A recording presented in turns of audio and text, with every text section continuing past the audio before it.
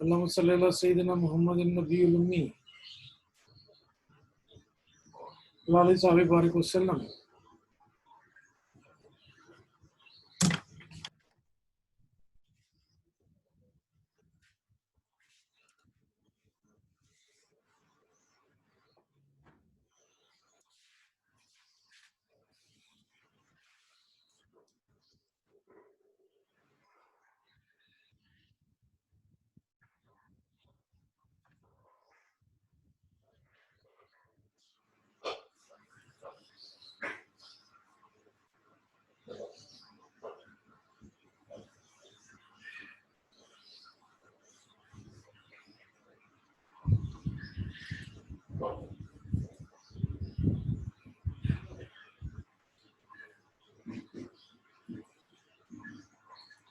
आज हमने बात करनी है पब्लिक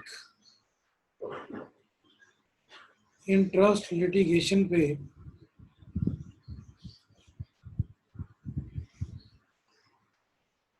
तमाम लोगों को आवाज आ रही है? तमाम लोगों को आवाज आ रही है? जिन लोगों के नाम के आगे रोल नंबर नहीं है उनको मैं एंटर होने की इजाजत नहीं दूंगा। कल उस लड़के का नाम जहांजेब गिलानी था, क्या था? क्यों भी सी आ रहा है? जी सर, जी सर, जी। जहांजेब गिलानी था उस लड़के का नाम है? नहीं सर जी, तैमूर गिलानी। ये असदुल्ला से भी कहो कि अपना नाम के आगे रोल नंबर लिखे, अदरवाइज इसका नाम एंटर नहीं हो सकता। मैं कहता हूँ सर जी, 1 मिनट। इसलिए कि जिस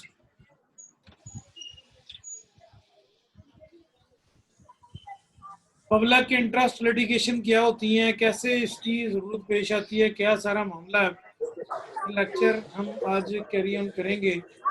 तो तमाम लोग अपने माइक बंद कर लें। कौन?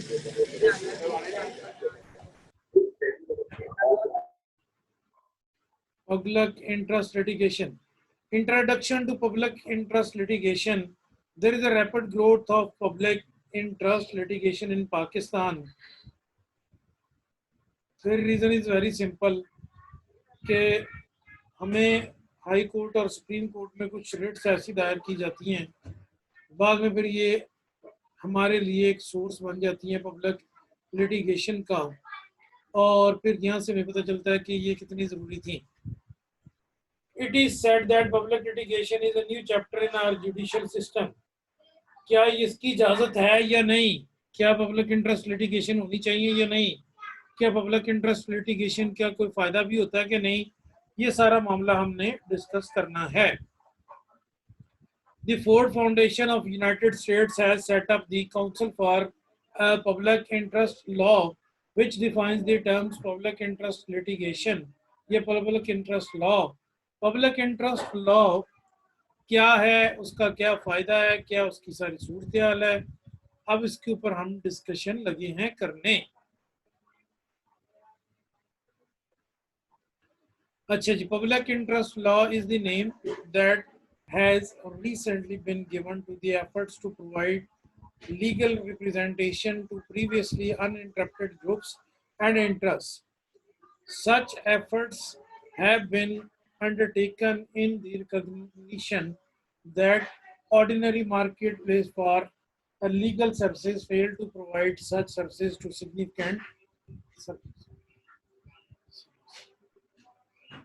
significant segment of the population and to significant interest.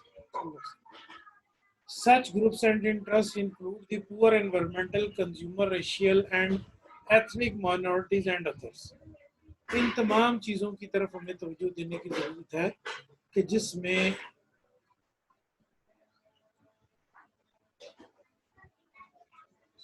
हमें अवाम नास के हवाले से लिटिगेशन और कानून बनाना पड़ता है। In America, public interest litigation is the name given to the efforts provide legal representation to the groups and interests that have been unrepresented, और उसके बाद जनाब unrepresented and represented in the process। क्या मतलब मेरी बात का? इससे मुराद ये है कि हम जो भी कानून जिसकी कोई कह लें कि कोई सुनवाई नहीं होती माइनॉरिटीज़ की तरह या कोई और प्रॉब्लम होता है, तो उस जो जिनकी कोई वहाँ पर पार्लियामेंट में इतनी ज़्यादा लंबी चौड़ी कोई नहीं है, जैसे हिंदू बरादरी है पाकिस्तान में या क्रिश्चियन बरादरी है, इनकी रिप्रेजेंटेशन इतनी ज़्यादा नहीं है, तो फिर हमें इनके लिए पब्लिक इंटरेस्ट लिटिगेशन दायर करना पड़ती है ताकि कोर्ट्स अपने डिसीजन में इनके लिए हमारी पोजीशन क्लियर कर सके। इसको आगे जाकर हम पाकिस्तान में लॉकस स्टडी के नाम से देखेंगे और उसके बाद अभी आगे बात आ रही है तो इसको सारे को मैं आपके साथ डिस्क्राइब करूंगा। तमाम लोग अपने माइक बंद कर दीजिए। In America, public interest litigation is the name given to the efforts to provide legal representation to the groups and interests that has been unrepresented, जिनकी वहाँ पर कोई पार्लियामेंट में या जिनकी यहाँ कांग्रेस में कोई सुनवाई नहीं है या उनकी कोई नुमाइंदगी नहीं है या अंडर रिप्रेजेंटेड या उनकी नुमाइंदगी बहुत कम है, तो फिर इनके लिए पब्लिक लिटिगेशन जो है वो की जाती है। These include not only the poor but ordinary citizens who, because they cannot afford lawyers to represent them and have lacked access to the courts, administrative agencies, and other legal forums in which basic policy decisions affecting their interests are made।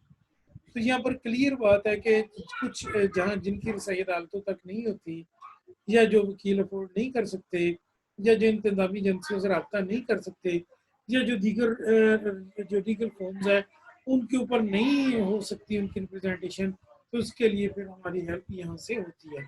In Pakistan public interest litigation जो है उसकी क्या सूरत हाल है जी? In Pakistan, public interest litigation is justified on the ground that our population is poor and illiterate, socially and economically backward. The shortcomings has denied billions of Pakistan people access to the justice। अच्छा, इसके बाद जनाब जो black law की dictionary है, इससे हमें ये बात क्लियर होगी कि पाकिस्तान में जो गरीब तबका है, जहाँ गैर तालीम याफ्ता तबका है या सोशली बैकवर्ड तबका है या खर्च माली तौर पे बैकवर्ड तबका है, उनके लिए फिर हमें ये कानून साजी पब्लिक इंटरेस्ट लिटिगेशन करनी पड़ती है कोर्ट्स के अंदर। Blacks law dictionary defines public interest litigation as a legal action initiated in a court of law for the enforcement of public interest or general interest in which the public or class of community have pecuniary interest or some interest by which their legal rights or liabilities are affected। The concept of public interest litigation provides opportunity to all the citizens to have inviolable access to justice for the protection enforcement of fundamental human rights to life and liberty।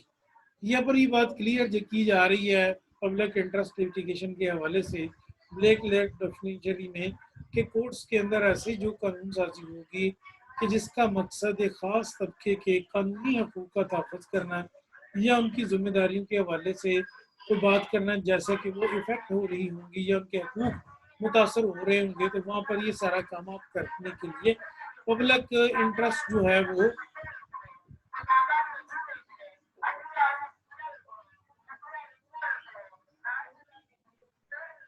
तो इनकी litigation की इसके लिए हमें फिर ज़रूरत पेश आती है।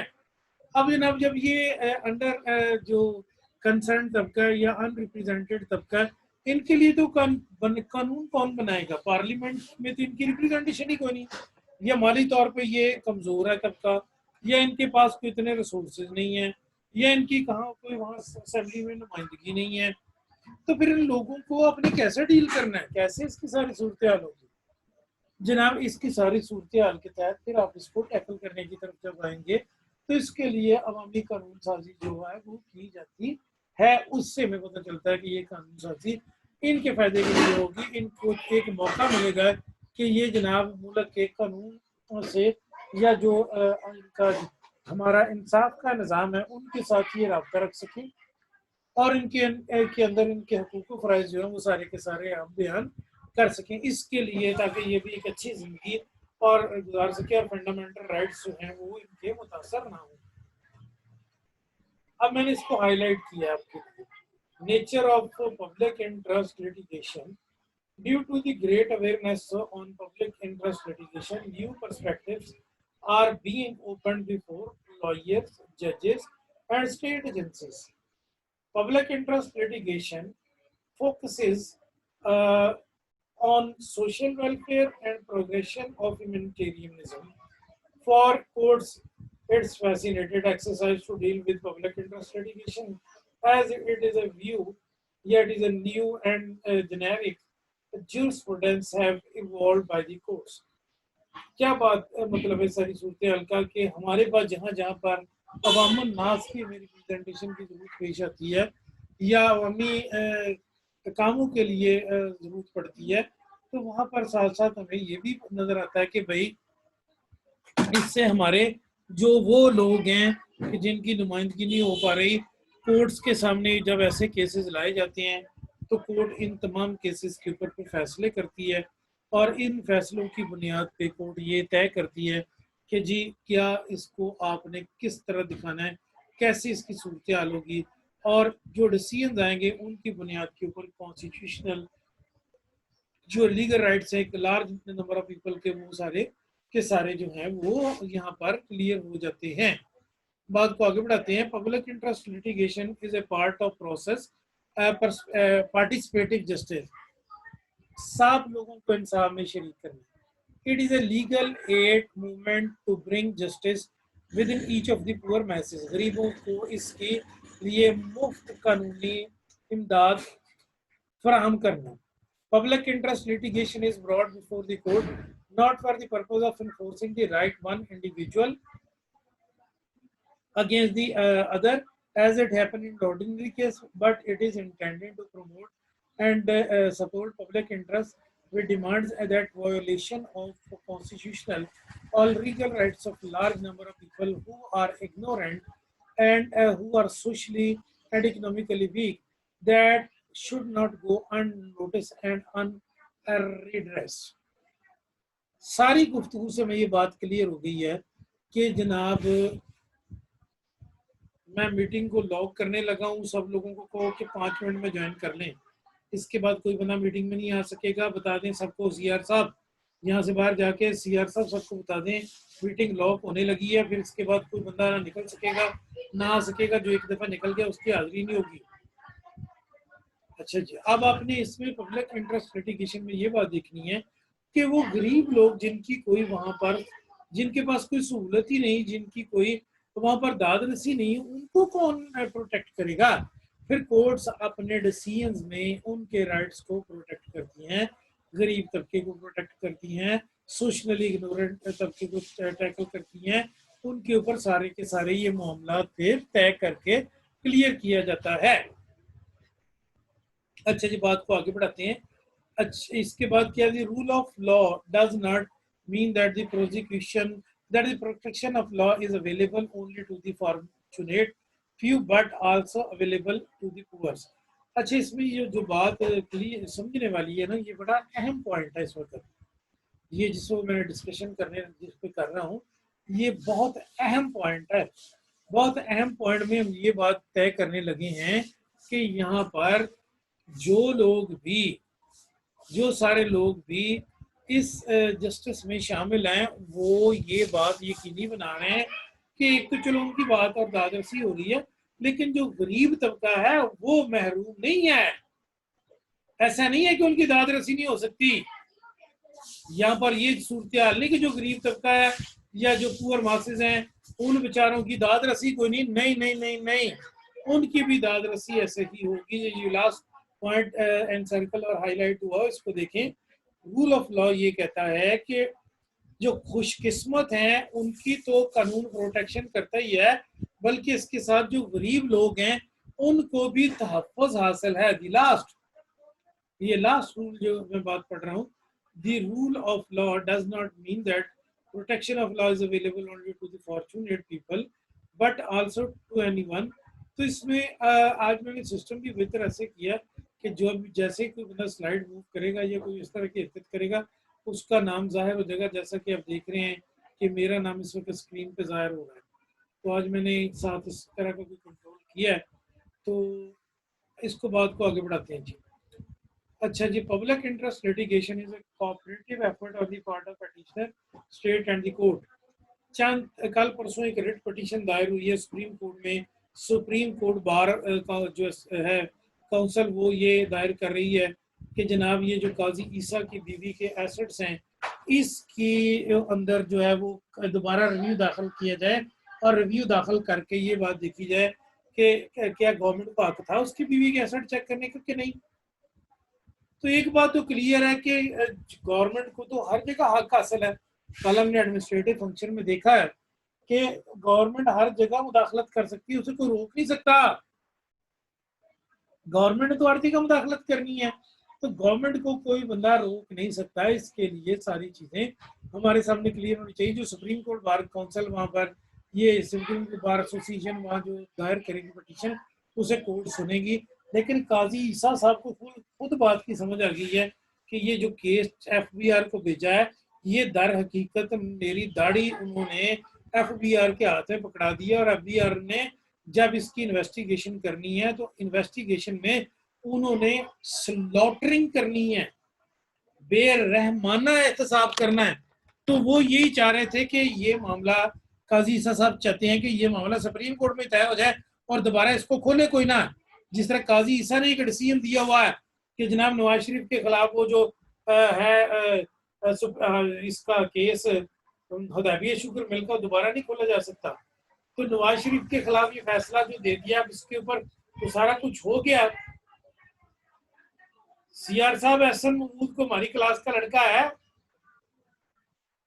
सीआर साहब अरसलान जी जी जी सर। ये एहसन महमूद हमारी क्लास का कोई लड़का है। कौन सर? एहसन महमूद। जी सर। ठीक है, शुक्रिया। मैं अब आपने सबको मैसेज कर दिया, मैं मीटिंग लॉक करने लगा हूँ। तो 5-4 मिनट ही बाकी हैं, 1:30 बजे मैं मीटिंग लॉक कर दूंगा। Okay sir. उसके बाद ना कोई आ सकेगा ना कोई जा सकेगा, सबको बता दें, मैसेज कर दें। तो बात को आगे बढ़ाते हैं। अपना माइक बंद करो, माइक बंद करो अपना। अच्छा जी, इसके बाद क्या सूरत हाल है जी? जब हम इन सारी चीज़ों की तरफ आते हैं तो हमें पता चलता है कि जी ये पब्लिक इंटरेस्ट लिटिगेशन जो है ये गवर्नमेंट को, हुकूमत को, अवाम को और दीगर जो है वकला को और कोर्ट्स को एक मौका फराहम करती है कि वो उन लोगों के लिए इंसाफ की दाद रसी कर सके जो लोग महरूम तबके से ताल्लुक रखते हैं।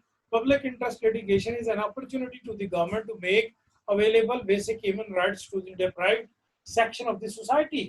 तो जो कमजोर तबका है उसके लिए ये सारा मामला इस तरह रखा जाता है। The court do not entertain public interest litigation in a confrontational way, rather entertain it to ensure the observance of social and economic rescue program. Courts on the filing of a petition for public interest litigation order for the uplift of poor masses. अब इसमें जो सूरत हाल है ना जी, ये नहीं है कि आप गवर्नमेंट के खिलाफ रेट पिटीशन दायर कर दें कि नहीं जी हम तो टैक्स नहीं देंगे, ये पब्लिक वेलफेयर का जनाब लिटिगेशन है, इस पे केस किया जाए। या जिस तरह आप लोगों में से किसी ने पिटीशन दायर की थी कि जनाब 100 रुपए के कार्ड के ऊपर 74 रुपए आ रहे हैं, बाकी 64 रुपए आ रहे हैं, बाकी कहाँ जा रहे हैं?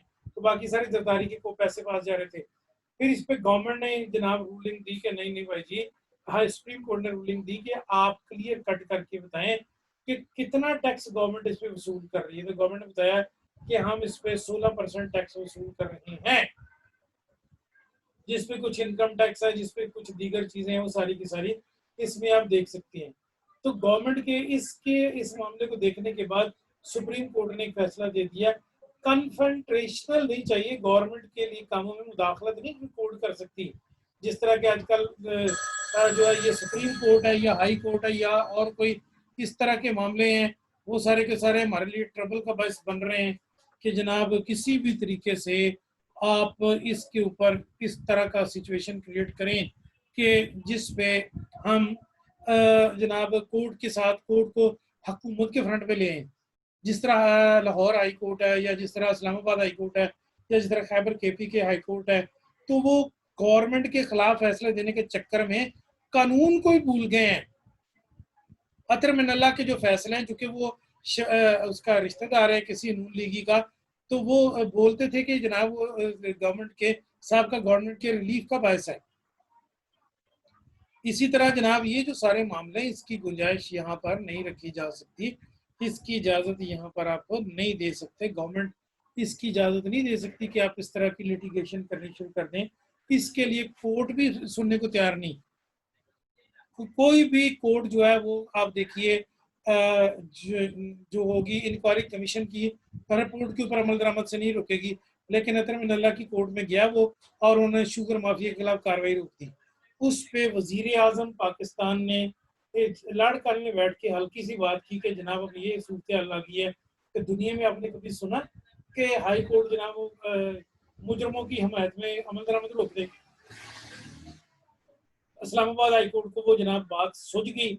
अगले ही सेकंड उन्होंने नेक्स्ट पेशी पे कह दिया नहीं कोर्ट कार्रवाई करे। तो कोर्ट ये इस तरह की जो हुकूमत को तंग करने वाली कन्फ्रंटेशनल जो पॉलिसीज होंगी उनको एंटरटेन नहीं करेगी। उसने अवाम की हेल्प करनी है, उसने गरीबों की हेल्प करनी है, उसने जनाब सोशल जस्टिस की हेल्प करनी है। ये सारी चीजें जो हैं इनकी तरफ तवज्जो दी जानी चाहिए। अगर आप ये समझते हैं कि कोई कोर्ट जो है गवर्नमेंट के खिलाफ फैसला दे के या मुजरमों के हक में फैसला दे के वो कोर्ट चल जाएगी, तो ऐसा नहीं होगा, मजाक उड़ाया जाएगा। आपको वर्जीनिया न्यूज की वो मियां नवाज शरीफ को जब 50 रुपए के केस पे स्टाम्प पेपर पे ये बाकर नजफी ने बाहर भेजा है, तो उसके बाद क्या हुआ कि उसके पर वर्जीनिया न्यूज ने अमेरिका में एक ऐसी हॉरिबल स्टेटमेंट दी कि पाकिस्तानी कोर्ट सारा, और आगे मैं नहीं बात कर सकता, वो बड़ी हमारे लिए शर्मिंदगी का बायस बनी। क्योंकि गरीब के लिए और अमीर के लिए एक जैसा इंसाफ होगा, और इसीलिए चूंकि गरीब के लिए कानून को नहीं होता, फिर हम पब्लिक इंटरेस्ट लिटिगेशन या लॉकस स्टैंडी करते हैं। लैटिन वर्ड अभी आने वाला है आगे, फिर मैं आपके पास चलता हूँ आगे। अच्छा जी, वर्ल्ड में इसकी क्या हैसियत है, पूरी दुनिया में इसको कैसे देखा जाता है, क्या इसकी इजाजत है जी? सबसे पहले हम अमेरिकन को देखते हैं। अमेरिकन जो है वो प्योर डेमोक्रेसी पे बेस करते हैं, तो उनके अंदर पब्लिक लिटिगेशन की इजाजत है। आपने देखा वो अमेरिकन गवर्नमेंट ने एक फोरम बनाया है कि जो जनाब पब्लिक इंटरेस्ट लॉयर्स हैं वो दायर करते हैं अवाम नास के हकूक के लिए, वहाँ पर पटिशन और सुप्रीम कोर्ट उस पर डिसीजन देती है। और कई फैसले आपने देखा कि ट्रंप के खिलाफ भी आए हैं, जैसे वो वॉल दीवार मैक्सिको वाला था, जैसे वो लोगों को अमेरिका से निकालने वाला था, इस तरह के कई फैसले। इसी तरह दूसरी सूरत हाल आती है यूके में। यूनाइटेड किंगडम में भी डेमोक्रेसी बड़ी स्ट्रांग है, तो यहाँ पर भी पब्लिक इंटरेस्ट लिटिगेशन की इजाज़त है। और इसके लिए तोहमत लगा देना, किसी पे झूठ बांध देना, ये इस तरह की सूरत हाल जो है इसके ऊपर जनाब वो कार्रवाई करने की इजाज़त है। हाउस ऑफ कॉमन लॉ जो है वो इसको एंटरटेन करने की इजाज़त देता है। पब्लिक इंटरेस्ट लिटिगेशन चाइना में कंट्रोल डेमोक्रेसी है, चाइना में कंट्रोल डेमोक्रेसी है। चाइना में मैंने मीटिंग लॉक कर दी है, I am going to lock meeting. अब जनाब मीटिंग लॉक हो गई है और अब कोई साहब यहाँ तशरीफ नहीं ला सकते। अब मजीद नहीं कोई आएगा, क्योंकि ना ही किसी की हम हाजिरी लगाएंगे। ये नहीं हो सकता कि भाई मीटिंग मैंने लॉक कर दी है, आप सब लोगों को नजर आ रहा है मीटिंग हैज बीन लॉक्ड। अच्छा जी, बात को आगे बढ़ाते हैं। नंबर नेक्स्ट क्या है, तो हमारे पास पब्लिक इंटरेस्ट चाइना में भी इसकी इजाज़त है, रिफॉर्म्स वहाँ आ रही हैं और लोग इसके ऊपर काम करने की कोशिश कर रहे हैं। पाकिस्तान की पोजीशन क्या है? Public interest litigation in simple words mean litigation create in a court of law for the prosecution of public interest. अब गवर्नमेंट इसके लिए क्या इजाज़त देती है?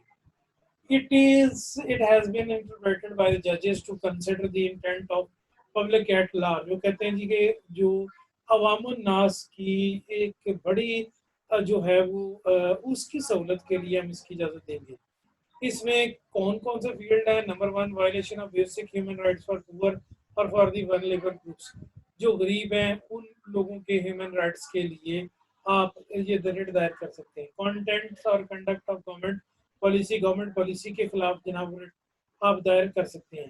Compel public authorities to perform public duty, इसके ऊपर आप जनाब वो पिटीशन दायर कर सकते हैं। Violation of basic fundamental rights, कल सुप्रीम कोर्ट में ख्वाजा ब्रदरन का केस लगा हुआ था, तो ख्वाजा ब्रदरन के केस में जनाब उन्होंने सुप्रीम कोर्ट ने एक रूलिंग दी कि ये बदतरीन इंसानी हकूक की खिलाफ वर्जी है।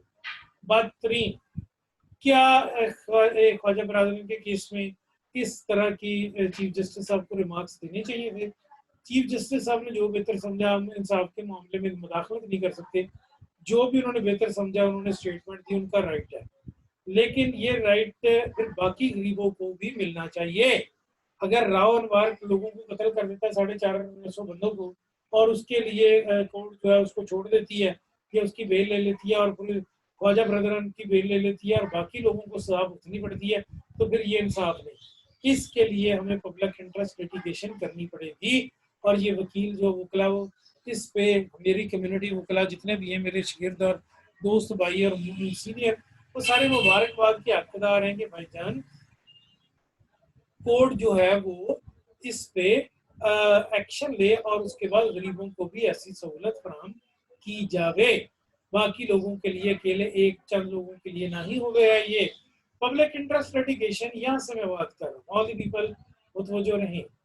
अच्छा जी, public interest litigation is a desirable and indeed selfless and notable understanding. It helps deliver civic justice through speedy, adequate, and effective redress upon the violation of constitutionally granted rights. अगर आपको यहाँ पर किसी भी किस्म के कॉन्स्टिट्यूशनल राइट की disturbance या वायलेशन नजर आती है, तो कोर्ट उनकी प्रोटेक्शन की जिम्मेदार है। कोर्ट की जिम्मेदारी है। Public interest litigation is meant to protect the right of public. It brings to the questions of public importance. अब सबसे अहम चीज है कि किसी भी पब्लिक का जो के खिलाफ कोई पब्लिक खिलाफ कोई अब्यूज हुई है, कि उनके हकूक वायलेट है या उनका कोई मसला खराब हुआ है, तो उसके लिए अदालत गारंटी फराहम करे कि हम जनाब आपके राइट्स को प्रोटेक्ट करेंगे। ये कोर्ट की जिम्मेदारी है, ये अदालत की जिम्मेदारी है इनके राइट्स को प्रोटेक्ट करना। मेरी और आपकी जिम्मेदारी तो है ही, ये हम वकला बरादरी की, ये बेंच एंड बार की जिम्मेदारी है कि वो ऐसी पब्लिक इंटरेस्ट लिटिगेशन करें जिसमें गरीबों के हकूक का तहफ़्फ़ुज़ किया जा सके। जो हकूक अमीरों को हासिल है वो ये हकूक गरीबों को हासिल है। हमें यहाँ से बात करने लगा, notwithstanding the need and urgency to take up the public interest through exercise of judicial activism, the notion of public interest litigation should be encouraged. बिल्कुल क्लियर बात है कि जहाँ पर कोई ग्रुप ऐसे हैं जो इग्नोर हैं, या जो कम्युनिटी ऐसी है पाकिस्तान में, या कुछ लोग ऐसे हैं कि जिनकी कोई सुनवाई नहीं कानूनी इंसाफ तक के निज़ाम अदल तक, तो उनके लिए भाई हमें इस तरह की कानून साजी करने की जरूरत है। Sorry, it is an established fact that, यहाँ से बात कर रहा हूँ, public interest litigation strengthen the rule of law. हर बंदे के लिए जो उन्हें शख्सी आजादियां, जो सिविल लिबर्टीज उन्हें कॉन्स्टिट्यूशन देता है, उनका तहफ़्फ़ुज़ करना जरूरी है। और उनके तहफ़्फ़ुज़ के लिए हमें ये सारा काम करना पड़ता है।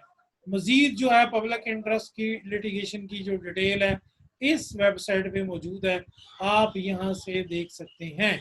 ये वेबसाइट आपके सामने, ये वेबसाइट जो है आपके सामने मैंने अभी की, इसको थोड़ा बड़ा मैं करता हूँ आपके लिए, तो जनाब ये वेबसाइट आप यहाँ से चेक कर सकते हैं,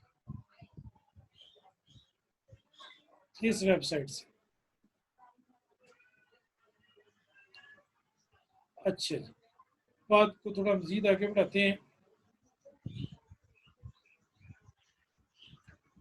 लॉ का स्टैंडी, ये जी पाकिस्तान के रूल के हवाले से आ गया। लॉ का स्टैंडी आवाम के, इस वर्ड, मैंने अगर ये क्वेश्चन पेपर में दिया तो मैं पब्लिक इंटरेस्ट लिटिगेशन की बात नहीं करूंगा, मैं बात करूंगा कि जनाब ये आप कितनी बताएं, या बताइए मुझे किस हद तक आप बताएं, इसका वर्ड का लफ्ज़ का नाम इस्तेमाल होगा लॉकस standi.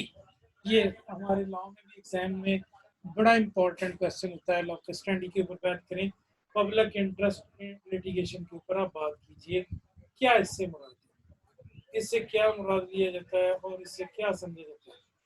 The constitutional and traditional rule regarding locus standi is that judicial system redress is available only to the person suffered wrong or legal injured. तो इसमें जनाब ये वो कहते हैं कि इंसाफ किसको मिलेगा? जिसके हकूक मुतासर हुए हैं। हमने जनाब मस्जिदों के ऊपर कह दिया जी मस्जिद में नमाज पढ़ने की इजाजत नहीं, तो जितने भी लोग थे वो सारे के सारे उन्होंने पिटीशन फाइल की उलमाए कराम ने कोर्ट में कि जनाब मस्जिदों को बंद कर दिया गया है और यहाँ पर जनाब ये सारा माल काम खराब हो रहा है। जरदारी के बच्चे को हमने देखा, उसके लौंडे को और मुराद अली शाह को और नून लीगियों को और मौलवियों को सारे जनाब बड़े तड़फ के तो इस पे उन्होंने मुदाखलत की। देखिए जी ये काम खराब हो गया, मस्जिदों में नमाज नहीं हो रही, ये काफर, ये गवर्नमेंट, ये फलान है, ये चमकान है, ये कोर्ट इजाजत दे जी इसकी इस पे। तो कोर्ट ने बड़े तहम्मुल से देखा कि मस्जिद में क्या सूरत हाल है। तो उन्होंने कहा जी, कोर्ट ने अपने तफसीली फैसले में कहा कि गवर्नमेंट के पास इख्तियार है मसाजिद को, तलीमी इदारों को, मदरसों को बंद कर दे, सारी इबादत गाहों को बंद कर दे। गवर्नमेंट के पास इख्तियार है। कब तक बंद कर दे? जब तक वो बेहतर समझती है। कोर्ट ने गवर्नमेंट को सपोर्ट फराहम की, क्योंकि अगर मस्जिदें उस वक्त ओपन हो जाती जब ये फैल रहा था कोरोना, तो कोरोना अब अपनी मर्जी से खत्म नहीं हुआ, ये अल्लाह के फजल से खत्म हुआ है। ना गवर्नमेंट की इसमें कोई रूल है, सिर्फ चूंकि हमारा वजीर आजम जो है उसका वो पढ़ा लिखा आदमी है, मैं उसकी कोई महत्व तो नहीं कर रहा, लेकिन वो पढ़ा लिखा आदमी है। उसने क्या किया, उसने एक नई टर्म बात की कि जनाब लोग अब पैसे भी लेते रहे और अपना काम भी करते रहे, और उसके बाद जनाब क्या सूरत हाल है कि लोग माड़ा मोटा अपना कारोबार भी करते रहे, स्मार्ट लॉकडाउन की तरफ गए। तो इसमें 2 दिन 3 दिन उन्होंने बंद कर दिया, फिर उसके बाद 4 दिन बंद कर दिया, फिर 1 दिन बंद कर दिया, फिर करते करते कुछ मोहल्ले बंद किए, कुछ स्कूल बंद किए, कुछ इलाके बंद किए। तो उसके बाद जब गवर्नमेंट इसको कंट्रोल करने में कामयाब हुई, जितने भी बूढ़े माइया बाबे थे उनमें से अक्सरियत की डेथ हो गई है जिनके अंदर किसी किस्म की भी कोई प्रॉब्लम थी। चंद दिन पहले का वाकया कराची में, तो जनाब एक बहुत बड़े घर के बाहर से ईदी वाले को फोन आया कि यहाँ एक बॉडी पड़ी है तो आप उठा के ले जाएं। तो वो ईदी साहब बताते हैं उनके, मैंने ये पढ़ा कि जनाब उस वक्त मोहतरम अब्दुस्तारी थी हयात थे, वो कहने लगे कि मैं वहाँ गया कि मैंने देखा एक बूढ़ा आदमी जिसके बाल बड़े कंघी हुई हुई थी, उसके बाद शेप बनी हुई थी, बालों में तेल था और कॉटन के कपड़े उसने पहने थे। कोई खरबपति आदमी था, कोई खरबपति आदमी वो था, और उसके बाद उसकी बॉडी बाहर पड़ी हुई थी चारपाई पे। तो कहने लगे मोहतरम अब्दुस्तारी दी कि उनकी जिंदगी का वाकया, कहने लगे जी कि मैंने इतने में एक बंदा गुजरा, गाड़ी से बाहर लपका और लपके कहने लगा जी ये मेरे वालिद साहब तो फौत हो गए हैं, और उसके बाद ये पैसे लिफाफा रखिए, इनका कफन दफन बड़े अच्छे तरीके से कीजिएगा। और उसके बाद ना वो गाड़ी में से एक औरत की आवाज़ आई, फौरी गाड़ी के अंदर आ जा, हमारी फ्लाइट है। तो मोहतरम अब्दुस्तारी साहब मरहूम अल्लाह उनकी मग़फ़िरत फरमाए, फरमाते हैं कि मुझे सब बात समझ आ गई कि ये बूढ़ा कोई खरबपति आदमी है, इसका बेटा मुल्क और से बहू बाहर जा रहे हैं, उनकी फ्लाइट है, तो ये मेरे ज़िम्मे इसकी बॉडी करके मैं इनकी तदफीन कर दूँ। तो कहने लगे कि मैंने पैसे तो जो करना था सो किया, तो मैंने खुद उन्हें अपने हाथों से गुस्ल दिया, तो उसमें जनाब उनको कब्र पे उतारा।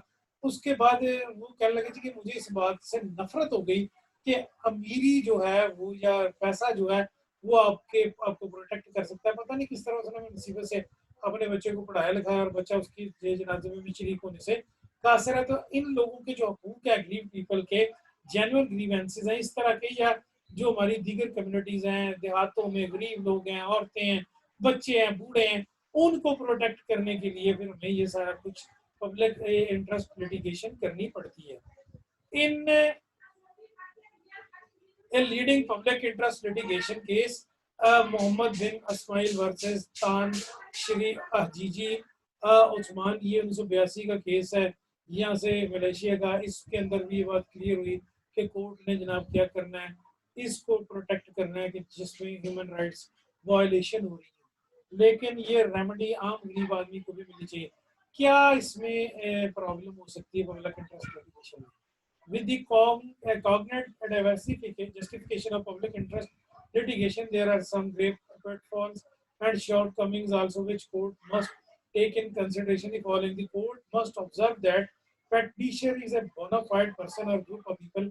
हर जगह आप कोर्ट को न घसीटें, जैसा कि कल सुप्रीम कोर्ट ने स्टे ऑर्डर दिया है कि जनाब वो 190 दहशतगर्दों को बरी कर दिया था उसने, वो जो सेठी है केपीके का चीफ जस्टिस हाई कोर्ट का, तो सुप्रीम कोर्ट ने उसके ऊपर एक्शन लिया और उन सब की सजा बहाल कर दी, उसका स्टे ऑर्डर कैंसिल कर दिया कि हर मामले में कोर्ट मुदाखलत नहीं कर सकती,